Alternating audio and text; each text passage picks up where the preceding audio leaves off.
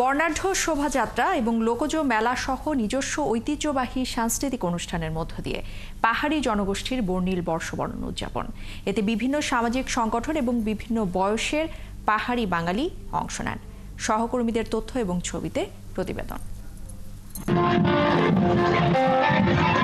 খাগড়াছড়ি জেলা প্রশাসকের কার্যালয়ের সামনে থেকে নববর্ষের সকালে শুরু হয় বর্ণাঢ্য শোভাযাত্রা। শহরের শাপলা চত্বর ঘুরে টাউন হল প্রাঙ্গণে গিয়ে শেষ হয়। পরে বর্ণিল এক সাংস্কৃতিক অনুষ্ঠানের আয়োজন হয়।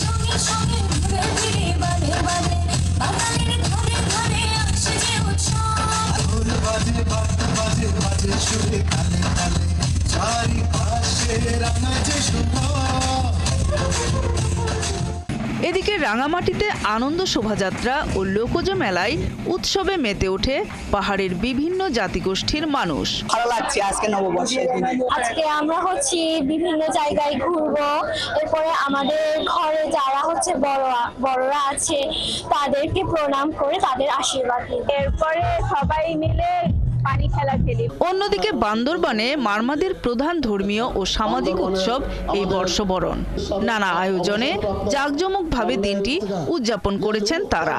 তাদের জন্য অনেক অপেক্ষা করে থাকি, পুরো বছরটাই অপেক্ষা করে থাকি। আনন্দ হচ্ছে আমাদের, খুব ভালো লাগতেছে, কারণ হলো অনেক জাতি আসতেছে, সবাই একত্রিত ভাবে। ভালো লাগছে আর সবার ভালো লাগবে এই সংস্কৃতি। আজকে থেকে আমরা আমাদের এই যে উৎসব উদযাপন পরিষদের উদ্যোগে 18 তারিখ পর্যন্ত আমরা বিভিন্ন কর্মসূচি নিয়েছি। পুরনোকে বিদায় আর নতুনকে বরণ করে নিতে বর্ণিল সাজে সেজেছে পার্বত্য চট্টগ্রামের 3 জেলা।